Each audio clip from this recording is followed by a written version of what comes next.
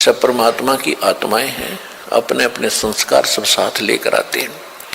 फिर भी उस समय जो परमात्मा ये ज्ञान दिया करते थे कबीर भगवान, तो उस समय क्या कहा करते कि बेटी सत्संग में नहीं जाएगी, बेटे बेशक चले जाओ। लेकिन रिवाज तो थी नहीं भक्ति की, वैसे को दुख में वैसे कोई साधु संत के पास ले जाते थे झाड़ा धूड़ा लुवाने के लिए। फिर भी परमात्मा याद दिलाते हैं कि राम रटत कन्या भली, भक्ति अगर बेटी कर रही है उस बेटे से 100 गुना अच्छी है जो भक्ति नहीं करता। वो बेटा कैसा है, जैसे बकरी के गल में एक थन जैसी खाल लटका करे, थन जैसी। तो परमात्मा कहते हैं वो तो व्यर्थ का बोझ है उसके गल में बकरी के, वो किससे काम की कोनी वो खाल, ना दूध ना मूत, यानी किससे काम नहीं आती वह। इसी प्रकार वो बच्चा जो भक्ति नहीं करता वो माता पिता के गल में गलथना है, और वो कन्या जो भक्ति करती है माँ के, वो बेटा तो माता पिता पर भार बनेगा कोई से क्योंकि जो भक्ति नहीं करता उस पर आपदाएं आएंगी, आपत्ति आएंगी तो माँ बाप साथ दुखी होते हैं, जो पुत्र दुखी होता है तो वो डिस्टरबेंस करेगा आपकी भक्ति में भी और दुखी भी रहेगा, दुखी रखेगा। और जो बेटी भक्ति करती है उसके साथ भगवान होगा, उसके संस्कार में कोई पाप कर्म का दंड भी आवेगा, उसने भी भगवान रक्षा करेगा। और जिस परिवार में वह बेटी जाएगी उस परिवार को भी सुधारेगी, उसमें भी भगवान वहां साथ रहेगा, भक्ति प्रवेश करेगी तो वह बेटी सदा सुखी रहेगी। बेटी सुखी रहेगी तो माता पिता की आत्मा भी शांत रहेगी। तो परमात्मा कहते हैं राम रटत कन्या भली, और साकट जो भक्ति करे न करण दे उसको साकट कहते हैं। वो साकट भला न पूत, जैसे बकरी के गल में गलथना जिसमें दूध न मूत, वो किसी काम का नहीं वो बेटा जो भक्ति नहीं करता। फिर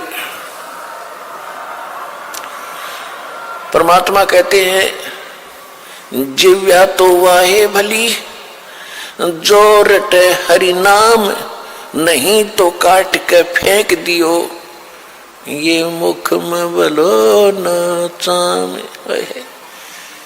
इस जिव्या का कितना योगदान है हमारे लिए, यानी खारा मीठा चाखे, खाना खाने में सहयोग देती है। तो परमात्मा कहते हैं यदि इस जुबान से, इस जिह्वा से परमात्मा का नाम और परमात्मा की महिमा नहीं बोली जाती तो इससे अच्छा तो इसने निकाल कर काट कर फेंक दे वो बढ़िया, क्योंकि मुख को सबसे पवित्र अंग माना जाता है। और ऐसे पवित्र अंग में कहते इस चाम की कति जरूरत नहीं जीभ की। अपने आत्मा ये सोच लेना परमात्मा क्या संकेत कर रहे हैं कि मनुष्य जीवन कितना कीमती है और इसमें भगवान की भक्ति कितनी आवश्यक है। यदि भक्ति नहीं करता तो इस जुबान से कोई तगड़ा है, ताकतवर है, गरीब को कोई ऐसा वचन कुवचन बोल देगा उसकी आत्मा रोती रहेगी, क्योंकि उसका संघर्ष तो कर नहीं सकता, ताकतवर है तो उसकी आत्मा दुखादी उस जीव रूपी तलवार ने उसका अटैक कर दिया, या किसी की निंदा करके लड़ाई करवाओगा, या किसी की गलत गवाही देकर पाप का भागी बनेगा।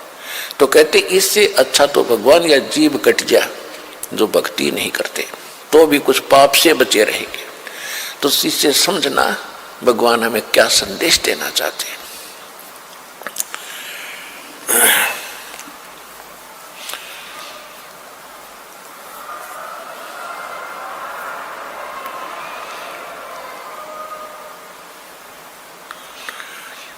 परमेश्वर स्वयं आकर ही यथार्थ ज्ञान अपनी प्यारी आत्माओं को कराते हैं, क्योंकि यहाँ पर 2 पावर हैं, 2 शक्ति हैं। एक तो यह सरपुरुष जिसको ज्योत स्वरूपी निरंजन काल कहते हैं, इसको ब्रह्म भी कहते हैं। और आज तक इन ऋषियों ने ब्रह्म का ही ज्ञान है, ब्रह्म से ऊपर इनको कोई पता नहीं था। और ये ब्रह्म कौन है? ये काल है, 21 ब्रह्मांड का स्वामी है। इसको श्राप लगा हुआ है 1 लाख मानव शरीरधारी प्राणियों का नित आहार करने का, जिस कारण से इसने यहां सबको मिसगाइड करके रोका हुआ है, मूर्ख बना रखा है, सत्य से अपरिचित कर रखा है, भगवान का नामो निशान मिटा रखा है और सब कुछ भगवान बना दिया। कहीं 2 ईंट लगाकर कोई बना रखा स्थान, वो भी भगवान मत्था टेको। कहीं मूर्ति बना रखी है, वो भी भगवान, और ये देवता भी भगवान, ये स्वयं भी भगवान। इनमें से कोई सा भी परमात्मा नहीं है। 21 ब्रह्मांड के अंदर जितने देव हैं ये परमात्मा नहीं है। पुण्यात्माओं, यही तो काम बिगड़ा पड़ा था कि हमने भक्ति मार्ग का कै ख भी पता नहीं, कै ख इंक्लूडिंग ब्रह्मा विष्णु महेश, ब्रह्मा विष्णु महेश को भी, और ऋषि में ऋषि जो सतयुग से लेकर आज तक जितने ऋषि हुए हैं जिनको हम बड़े पहुंचे हुए माना करते, इनको भक्ति मार्ग का कै ख पता नहीं। और जिसी कारण से आज हम इतने अंधेरे में पड़े हुए हैं कि सत्य ज्ञान को सुनने के लिए हमारे पास वो हिम्मत नहीं कि हम सच्ची सुन लें, जिसके कारण विरोध हो जाता है। हम नहीं सुनते, झूठ बोलता है और झूठ को सत्य मान ली। एक कहावत है कि एक झूठ को 100 बार बता दिया जाना वह सच्ची बन जाती है, सच्ची दिखने लग जाती है। और जब सत्य सामने आती है तो वो झूठी ही सत्य आगे अड़ जाती है। तो इस काल ने ऐसा जुल्म कर रखा है कि भक्ति मार्ग का नामो निशान मिटा दिया। अब भक्ति कौन से भगवान की करे? ये परमात्मा नहीं, बताओ। और हम इनको सुप्रीम पावर माने बैठे थे, ब्रह्मा जी, विष्णु जी, शिव जी। ब्रह्मा जी की तो पूजा करते नहीं थे, लेकिन आदर की दृष्टि से इसको समांतर देखते थे, किसके? विष्णु और शंकर जी के। इनसे ऊपर ही पता नहीं था। इससे ऊपर ऋषि, एक आधा कोई ऋषि कहता था ब्रह्म शक्ति है। वो कैसा है? वो निराकार है, उसका ओम नाम है। यहां बुद्धि टेकी थी आज तक सबकी, चाहे पवित्र हिंदू धर्म के लोग हैं, चाहे पवित्र मुसलमान धर्म के लोग हैं, वो भी इसी काल निराकार के ऊपर टिके हुए थे। चाहे पवित्र विश्व ये ईसाई धर्म के लोग हैं, ये भी निराकार। इस परमात्मा काल से ऊपर बुद्धि किसी की नहीं थी। ये तो परमात्मा स्वयं आए, जो प्रत्येक युग में आते हैं। सतगुरु आए दया करी ऐसे दीन दयाल, और बंदी छोड़ बिरतास का जठ रखनी प्रतिपाल। परमात्मा स्वयं आए 600 वर्ष पहले, उन्होंने आके ये ज्ञान कराया।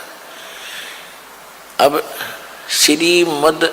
श्री देवी पुराण के अंदर सचित्र मोटा टाइप गीता प्रेस गोरखपुर से प्रकाशित, केवल हिंदी में 414 पृष्ठ पर यह लिखा हुआ है कि कलयुग सतयुग के ब्राह्मण वेद के पूरे विद्वान होते थे और वो दुर्गा की पूजा करते थे। तो खाक विद्वान थे। वेदों में कहीं दुर्गा की पूजा का नामो निशान है? चारों वेदों का सारांश श्रीमद् भगवत गीता है। श्रीमद् भगवत गीता में दिखा दो कि रामकृष्ण की पूजा का जिक्र हो या दुर्गा की पूजा का कहीं भी वर्णन हो। तो ये खाक विद्वान थे, पढ़ना वेद और बकवाद ज्ञान बकवाद बतावें और वही बकवाद खुद करें। वेद पढ़े पर वेद न जाने, ये बच्चे पुराने 18। ये पत्थर की पूजा करेंगे, भूल गए सृजनहारा। देवी पुराण में लिखा है कि सतयुग के ब्राह्मण वेद के पूर्ण विद्वान होते थे और दुर्गा की पूजा करते थे। गांव गांव में मंदिर बन जा दुर्गा का, उनकी यह खास आस्था होती थी। ते मूर्ति पूजा का लठी नन गढ़वा रखा है नकलिया ने। वेद पढ़े और बकवाद अपनी गढ़िया करते, अपना दंत कथा लोक वेद बना के वो काल के जाल में सबको फंसा रखा था। अब श्रीमद् भगवत गीता अध्याय नंबर 16 में, अध्याय नंबर 15 के श्लोक नंबर 16 और 17 में कति निर्णय कर दिया शर पुरुष और अक्षर पुरुष। दो पुरुष हैं। पुरुष माने प्रभु, भगवान, मालिक। सर पुरुष इसको ब्रह्म को कहते हैं, ज्योत निरंजन काल को कहते हैं। जो ब्रह्मा विष्णु महेश का पिता और दुर्गा का पति है, 21 ब्रह्मांड का मालिक है, 21 ब्रह्मांड का स्वामी है, पुरुष है। और दूसरा अक्षर पुरुष, ये 7 संग ब्रह्मांड का स्वामी है। इतना ही मालिक है, इतना ही पुरुष है, इतना ही भगवान है। और इनके दोनों के लोक में ये स्वयं भी जितने प्राणी हैं ये सब नाशवान है। जीवात्मा किसी की नहीं मरती, ये तो कुत्ते के देखी भी नहीं मरती, वो तो विषय अलग है। फिर उसमें 15वें अध्याय के गीता के 17वें श्लोक में निर्णय दे दिया कि उत्तम पुरुष है तो अन्य परमात्मा इति उदाहरत है। और ये लोग तरम अवश्य विवर्ती अवैश्वर है। तीसरे 17वें श्लोक में कहा है कि उत्तम पुरुष यानी श्रेष्ठ भगवान, श्रेष्ठ परमात्मा, श्रेष्ठ प्रभु तो इन दोनों से, सरपुरुष और अक्षर पुरुष से कोई दूसरा ही है। और उसको परमात्मा कहते हैं, परमात्मा इति उदाहरते, उसको परमात्मा कहते हैं। परमात्मा का अर्थ है दुख ना दे सुख ही दे। तो सतलोक के अंदर जहां से हम आए थे और जहां की हम अब प्रयत्न कर रहे हैं जाने की, जहां को हम जाने की प्रेरणा कर रहे हैं, वहां दुख नहीं है, वहां मृत्यु नहीं है, वहां वर्धावस्था नहीं है, किसी भी प्रकार का किसी वस्तु का अभाव नहीं है। तो कहने का भाव ये है कि उसमें लिखा है कि उत्तम पुरुष यानी पुरुषोत्तम, पुरुषोत्तम तो कोई और है, श्रेष्ठ भगवान को पुरुषोत्तम का, और उसी को परमात्मा कहा जाता है। और तो परमात्मा भी को नहीं, परमात्मा का अर्थ है श्रेष्ठ आत्मा जो केवल सुख दे, दुख ना दे किसी को। फिर और जो तीनों लोकों में प्रवेश करके सबका धारण पोषण करता है। एक लोक तो हो गया 21 ब्रह्मांड का अक्षेत्र सरपुरुष का, दूसरा लोक हो गया अक्षर पुरुष का 7 संग ब्रह्मांड का क्षेत्र, और तीसरा लोक है सतलोक। और ऊपर के जितने 4 लोक हैं ऊपर, सतलोक, अलखलोक, अगम और अनामी अकेलोक, वो चारों मिलकर एक लोक कहलाता है। अविनाशी लोक है वो सारा। तो इस तीनों लोकों में प्रवेश करके जो सबका धारण पोषण करता है वही पूर्ण परमात्मा है। और जब हम एक ब्रह्मांड की बात करेंगे तो 3 लोक ये अलग हो जाते हैं, पृथ्वी लोक, पाताल लोक और स्वर्ग लोक। ये लोक तो एक लोक, एक मतलब ब्रह्मांड के अंदर ये भी लोक कहलाते हैं। तो जो प्रसंग चल रहा है उसी पर आते हैं। तो इसमें 15वें अध्याय के 17वें श्लोक में कहा है कि वो वास्तव में अविनाशी परमात्मा है, और भगवान उसी को परमात्मा कहते हैं, और तो परमात्मा भी नहीं है। श्री शिव पुराण के अंदर रुद्र संहिता में, रुद्र संहिता के अंदर यू काल जो है ब्रह्मा विष्णु महेश का आपस में झगड़ा हो गया। इस बात पे भ्रमित होकर ब्रह्मा जी कहते हैं कि मैं सबका रचयिता हूं, मैं सबका उत्पत्ति करता हूं। और भ्रमित होकर विष्णु जी को ये भ्रम है कि मेरी नाभि कमल से विष्णु ब्रह्मा जी की उत्पत्ति हुई। और कुछ ऋषि जो साधना किया करते थे समाधि दशा के अंदर, ये काल क्या छल करता है कि अपने वास्तविक रूप में इसने नहीं दिखना, किसी को प्रतिज्ञा कर रखी है। इसलिए ये अपने पुत्रों के रूप में, किसी को ब्रह्मा जी के रूप में, किसी को विष्णु जी के रूप में, किसी को शिव जी के रूप में साधना काल में दर्शन दे देता है। जिसको ब्रह्मा के रूप में दर्शन दिए तो उसने सब जगह गुण गा दिए कि ब्रह्मा जी प्रजापिता हैं, यही खुद मालिक है, मैंने समाधि में देखा। इससे ब्रह्मा जी की महिमा होगी। किसी को विष्णु जी के रूप में दर्शन दे दी साधना में, तो उसने विष्णु जी को भगवान बता दिया। 10-20 को विष्णु जी के रूप में दर्शन दे दिए, 10-20 को ब्रह्मा जी के रूप में, 10-20 ऋषियों को दे दिए शंकर भगवान के रूप में। तो इन सभी ने अलग अलग इन्हीं देवताओं को सुप्रीम पावर मान लिया गलती से। और ये है काल भगवान जो छल छिद्र छल करता है इनके साथ, सच से परिचित नहीं होने देता किसी को। आज तक ब्रह्मा विष्णु महेश को पता नहीं हमारा बाप कौन है। ये तो परमात्मा ने आके बताया कि इनके माता पिता कौन कौन है। तो जो प्रसंग चल रहा है कि उसमें क्या कहते हैं, विष्णु और ब्रह्मा जी का आपस में इसी बात पर युद्ध हो गया। ब्रह्मा जी कहते हैं मैं तेरा बाप, विष्णु जी कहते हैं मैं तेरा बाप। जब इन दोनों का युद्ध हो गया तो बीच में इसने, काल ने एक स्तंभ खड़ा कर दिया तेजों में।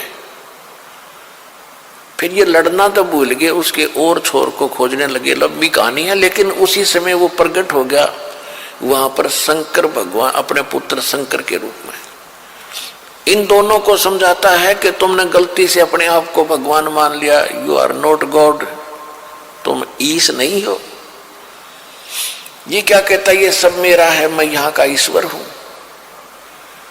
तो यहां सूक्ष्म वेद में परमात्मा ने निर्णय दिया है कि मुल्ला माया जग में, मुल्ला माया मग में बैठी, मग माने रास्ते में,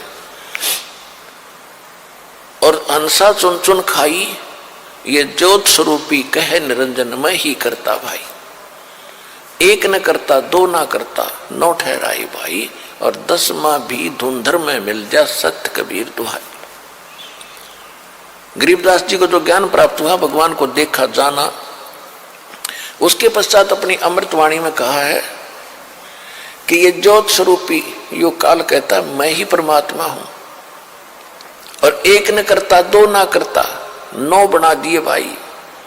9 तो जा लिए इनके उछल कूद मचा के, और 10वां भी ऐसे ही चला जाएगा, मृत्यु को प्राप्त होगा। एक सत कबीर दुहाई कि केवल एक कबीर परमात्मा जो है ये है अविनाशी परमात्मा, ये परमात्मा नहीं है। ये ब्रह्मा विष्णु महेश को तो ज्योति निरंजन ही रिजेक्ट करता है कि तुम परमात्मा नहीं हो, तुम भगवान मालिक नहीं हो। तो हमारी बुद्धि कहाँ थी, और हमारे ऋषि मुनियों की, आचार्य शंकराचार्यों की बुद्धि कहाँ थी, और हमारे सदग्रंथ क्या बताते हैं। सदग्रंथ हमारे सिलेबस है, अध्यात्म मार्ग का सिलेबस है, पाठ्यक्रम की बुक है। और जो टीचर पाठ्यक्रम की किताबों से अलग बकवाद पढ़ा रहा है तो टीचर ठीक नहीं, विद्यार्थियों का नाशक है। तो आज तक जितने धर्मगुरु हमारे हुए हैं वो हमारे सदग्रंथों से भी परिचित नहीं थे। उन्होंने हमारे दादे परदादों को भूत बना दिया, आप भी नरक में गए और अपने भक्तों को भी साथ डुबो दिया। पुण्यात्माओं,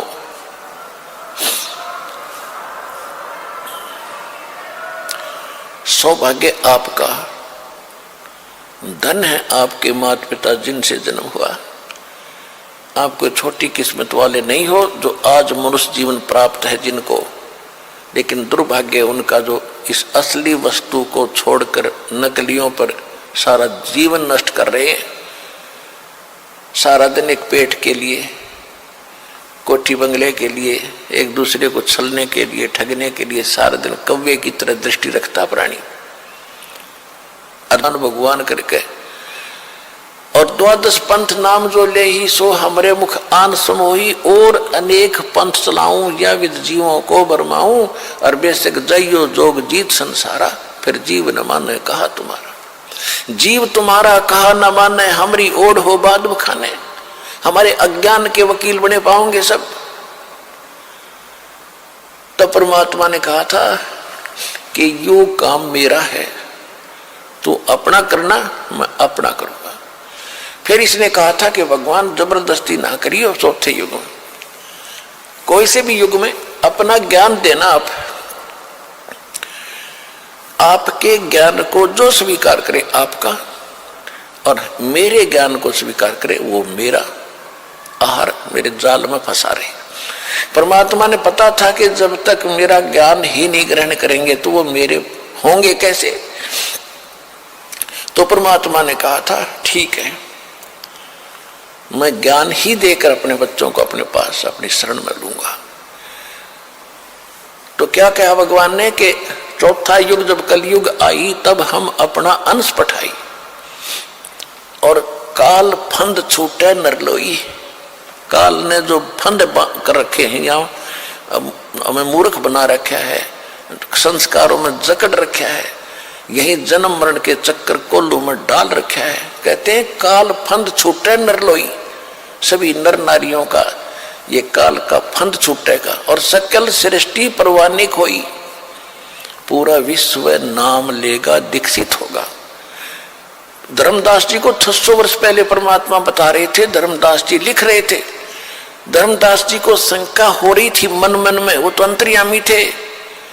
तब बताते हैं कबीर साहब साथ के साथ उसका दिल भी रोक रहे हैं और बता भी रहे हैं कि कलयुग बीते 5500 पाचा, तब ये वचन मेरा होगा साचा। जब कलयुग 5505 वर्ष बीत चुका होगा धर्मदास, जो मैं आज बोल रहा हूं और तू लिख रहा है, ये उस समय सत्य महसूस होगा। उससे पहले तो ऐसा लगेगा जैसे झूठ बोल रहे हैं। ये कभी हो ही नहीं सकता कि कबीर साहब की भक्ति करेंगे। कबीर एक दुल्हा है, कबीर एक दानक है, छोटी जाति में था। इस तरह की कैसी धारणाएं थी। परमात्मा का उस परमेश्वर की शरण में जा, उसकी कृपा से तो परम शांति को और शाश्वतम स्थानम यानी सतलोक को, अविनाशी स्थान को प्राप्त होगा। यहां परमात्मा कह रहे हैं कि कलयुग बीत जावे जब एता और सकल प्राणी परम पुरुष पद चेता, उस परम पुरुष के यानी मेरे उस पद यानी उस परम पद के सभी जानकार होंगे। चेता माने सबको ज्ञान होगा कि कोई ऐसा स्थान है जहां सदा सुखी रहेंगे, कभी मृत्यु नहीं होगी, वह आपका परिवार होगा एज इट इज। जैसे यहाँ आपके बेटा बेटी पोता पोती हो गए, भाई बहन है, और यहाँ तो पैसे के ऊपर 2 मिनट में भाई तो भाई लड़ पड़े, माँ बाप बेटे का झगड़ा हो जाए, क्योंकि यहाँ तो ओछा लोग है, सब चीज का अभाव है यहाँ पर। और फिर मौत सामने साथ खड़ी है, लट लिए, कभी भी मार दे तलवार लटकरी गर्दन पे। तो वहां जाने के बाद ऐसे आपका परिवार बनेगा जो आज आपकी शरण में आ गए, आपके परिवार में आ गए और भगवान की शरण में आ गए। और धीरे और भी जो आपसे पहले के संस्कारी हैं उनको भी भगवान शरण में लेगा, और धीरे धीरे फिर ऐसे ही आपका वहां जाकर के एक परिवार बन जाएगा। और वहां इतने बड़े आपके महल हैं, इतना खुला स्थान है, बाग बगीचे लगे हुए हैं, आपके प्रत्येक के महल उसमें आंगन में झूले डले हुए हैं, तालाब बने हुए हैं।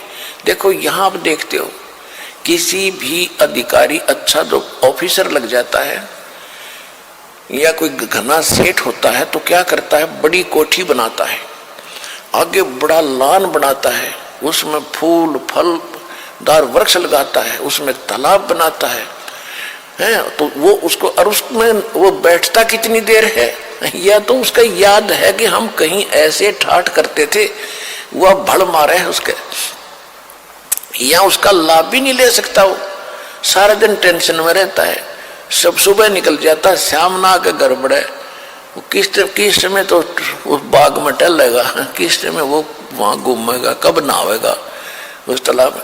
तो वहां जैसे आप पिकनिक में आने जाते हो और आपको घूमते हो फिरते हो, कहीं पहाड़ी देखते हो, किसी बाग में जाते हो, आपको सारा दिन का पता नहीं कब चलेगा। इसी प्रकार सतलोक के अंदर ऐसे ठाठ हैं और वहां कोई काम नहीं। जैसे ही बाप को बैठों को भोजन मिले, कभी आके खा जियो भाई, और कितना घूमो फिरो, खेलो कूदो, चाहे ताश खेलो, तो कितना आनंद आओ, आपने कहने की जरूरत नहीं। तो वहां ये है एक स्कूल विद्यालय है, आप इस विद्यालय में लाग गए वो काम करना जो यहाँ नहीं करना चाहिए था, ताश खेलना है, गोटी ये नाचना कूदना है, और बकवादों में बातों में ध्यान लगाना नहीं। ये यहाँ पढ़ाई पढ़ो, और इस पढ़ाई को पढ़कर तुम सतलोक जाओगे, वहां ये सारे सुख मिलेंगे आपने। वह नाचियो गाइयो, किसी तरह ठाठ से रहियो, वह मोह तो होए को नहीं। यहाँ एक तरफ डांस कर रहे हैं, एक विवाह का दृश्य देखा, कलेजे में रखा उस दिन का दास के। सुबह पहले दिन वो नाच रहे थे, डीजे बजा रहे थे, छोरे का लड़के का ब्याह था। अगले दिन बारात गई, दुर्घटना होगी, दुल्हा भी मारा गया, और दुल्हे की कार में खासकर वह बैठा करे जो विशेष VIP गेस्ट होते हैं, यानी बहनों के बटेऊ, वो भी साथ मर गए। 2-3 बहन विधवा होगी और आप मारा गया। अब डांस करके दिखाओ जो पहले दिन नाच रहे थे इसी गंदे लोक में। और हम क्या कर रहे हैं, यहाँ तो रो रो के टाइम पास करना चाहिए अपने मालिक को 100 याद करके और भक्ति करके वहां नाचिए कूदियो। कोई मृत्यु नहीं हो, ना कोई विकार है, ना अभाव किसी वस्तु का।